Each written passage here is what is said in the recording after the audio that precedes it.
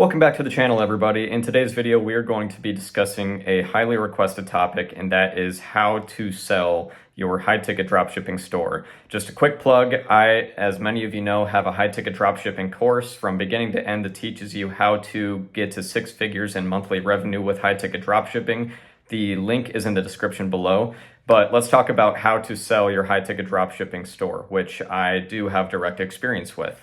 I'm going to talk about 4 main topics when talking about this. First, why to sell it, when to sell it, where to sell it, and how to sell it.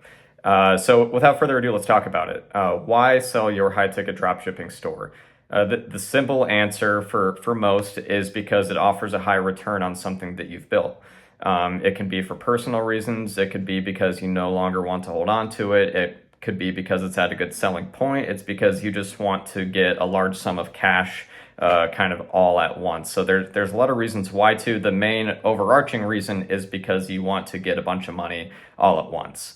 And that was the reason for me. Then it comes down to when to sell it. And that's where it can be a little more complicated. It's something that is going to be different for everybody and everybody's situation.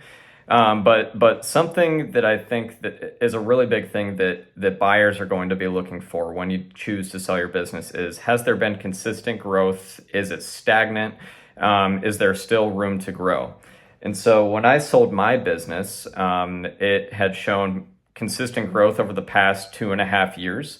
Month over month and year over year as far as profitability. And there was still a lot of room for improvement. Specifically, I've never been a huge SEO guy. I've never placed a lot of focus on SEO. And so that's something that I made very clear to my buyers. Like, look, I've done a lot with this with just Google Ads. I've done almost nothing with SEO, and that's a huge area for improvement with the store. So, buyers want to see that it's trending up. People don't want to buy stock when it's not going to grow any farther than the price that it's at. And so that's kind of the thinking behind that. And again, like I said, there might be personal reasons too. You might be going down another career path. You don't want to hold on to it anymore and you want to get something out of it. Maybe you have an upcoming life event, like you're trying to start a family or you're moving.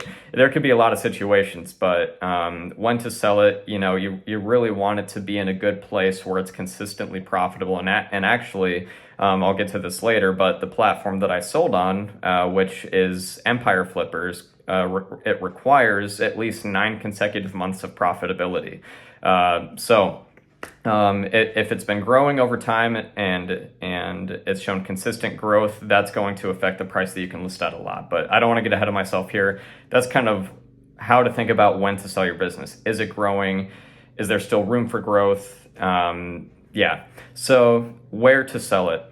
The platform that I use, there's 2 main platforms really when it comes to high-ticket dropshipping stores generally, for stores that are my size and a lot of like the sizes of the people that watch my YouTube and the people that I've worked with in my course. The first one is Flippa and the second is Empire Flippers. And admittedly, I really haven't it's been a while since I really dove into the details of Flippa and how they structure their pricing, and how they structure the whole process. So I am only going to speak at a high level when comparing the two. I went with Empire Flippers because the impression that I got and the experience that I got with them is that they do very heavy vetting on both the buyer and the seller side. They want to make absolutely sure that, let's say on the seller side, they are listing only quality businesses with strong financials, with clear, strong records, with a clear idea of what the day-to-day business operation actually looks like. And then from the buyer side, they want to see proof of funds. They want to see clear proof of interest. That they actually want to buy, because the last thing that a platform wants to end up with that specializes in brokering deals for selling e-commerce businesses is a bunch of potential buyers that just keep kicking the rock down the road and never actually buy something. And that was and again, I don't know the platform intimately, but that was more the impression that I got from Empire Flippers than I did from Flippa. That said, when I sold my business, it was a 15%, I believe, 15% commission fee, which is steeper but I wanted a reliable experience where I had good support and where I was able to find a buyer that saw the value in the business and was actually genuinely interested in growing and maintaining the business, because I wanted to see this business continue to grow long term for whoever bought it for me, because I put several years of my life's work into this thing. So that's kind of a quick overview of where to sell it. Again, the Empire Flippers platform is what I used, and that's just what made the most sense to me. How to sell it. This is a pretty long discussion, but I'm going to touch on kind of the key points. And the more I think about it, the more I think I need to put an entire section into my course of how to sell these.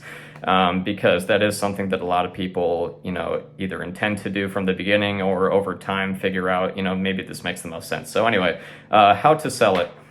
I can only speak specifically to Empire Flippers, but this is what the process looked like for me. Basically, you'll go onto their website, and anyone can do this. You can go onto Empire Flippers and get kind of a preliminary idea of what a business might be worth that you want to sell. You put in all of the different types of information. What kind of a business is it? What's the business model? What's your trailing 12-month revenue / expenses? Basically, what's your profit? How old is the business? How much time do you have to dedicate to it, etc. So you kind of enter all of this information, and you get kind of a preliminary vetting process, and you have to provide a lot of information. So you really want to make sure that you have your ducks in a row as far as your finances, your receipts, a really strong idea of all of the different expense categories, because you want this to be as accurate and as clear as possible for when you do this, because otherwise it's just really going to take you a lot of time. And if you have messy financials, that makes your business way less sellable than if you have strong financials that are well organized and well kept. So you kind of go through this preliminary vetting process, and you'll have a few reps helping you out. They'll ask for different things like your finances, or your Google Analytics account, or your Shopify account, so they can actually go in and verify the things that you're telling them. And then once you kind of complete that preliminary vetting process, they'll say, okay, we would like to list this business, because they are extremely selective, and that's what I liked about it. They'll say, okay, we are good to go to list this business. Then you will get a dedicated rep to work with you and actually price the business and actually market it and list it. How they price it, there's a lot of nuance to it. It basically what it goes off of is your trailing 12-month and 6-month average, the average of those two things of profit. A pretty typical multiple of that average monthly profit is 35x, either 34 or 35x. If you want to sell, let's say, quicker than that, you would maybe go at like a 30 to 32x multiple. If you're not in a rush to sell and you'd really like to get a nice return, you can go as high as 38 to 40x your average monthly profit. So that's kind of the thinking behind it. Again, there are other little things that can affect it, like how much time is dedicated to this. Do you have a virtual assistant, which I did not? Little things like that as far as what the business model is. And again, I'm just speaking specifically about high ticket drop shipping here, because you can sell all sorts of businesses on Empire Flippers, from blog sites to affiliate marketing sites, et cetera, et cetera. So that's kind of an overview. And then once you list your business, once all that is done and you've come up with a price, you've come up with a go-to market strategy, basically, they will list your business. And in my experience, I had 3 interested buyers within 5 days. And so that was wild to me, because I was expecting a much longer timeline of how long this would take. Again, that might not be everyone's experience. A lot of it depends on where the economy's at, where interest rates are at, where inflation's at, as far as people's appetite to buy new businesses. For me, I ended up in a really fortunate situation where I had 3 interested buyers in the first week. I met with 2 of them, That's not true. I met with all three. And two of them were not in the United States. One of them was, and this buyer was clearly very interested and saw a lot of value in my business. So I really preferred to sell to somebody that was based in the United States for the ease of transition, for the ease of actually running this business, because it's based in the United States. It has United States-based customers. So it was, and for the sake of my relationship with my suppliers, I didn't want to end up in a situation where they couldn't have any agreements with someone that was not in the United States. So this was my strong preference, was to have the buyer be in the United States. And so that I was fortunate enough to where one out of the three initial interested buyers was based in the United States and was very interested in this. This buyer saw a lot of value in the business that I had. It was very unique. It showed strong growth over the previous 24 months. And so really the process moved very quickly. We negotiated on prices. We arrived at a price agreement. And then the deal was done. The whole process from me listing my business to closing it was about a month to a month and a half. Actually, it was about a month. So after that, as far as what took place after the sale, part of the agreement was I was going to help train. We hired a virtual assistant to run the customer service for this. And so part of my agreement was I spent basically the next month kind of all day, every day, training this virtual assistant to handle the day-to-day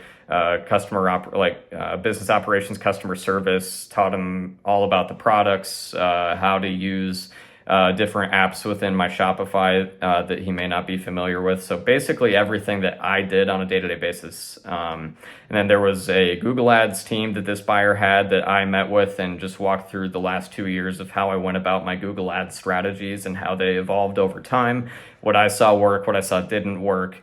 So it was a lot of that, just a lot of training and transitioning this, because if I just handed this thing off blind, it would not have been a successful handoff. I don't think it would have been, advantageous at all for any buyer in that situation. So I was very much willing to stay on board to make sure that this thing was transferred properly. So that's a lot of what goes into selling an online business. Again, this is specifically for high ticket drop shipping.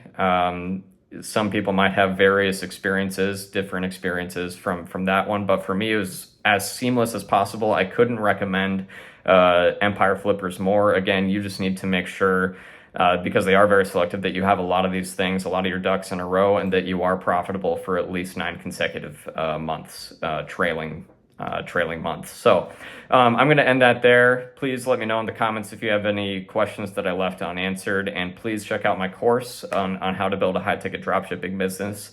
I think it's really straightforward. It goes from step A to Z of making a business entity to actually running your Google Ads and taking orders. So that's all for this one, and we'll see you in the next.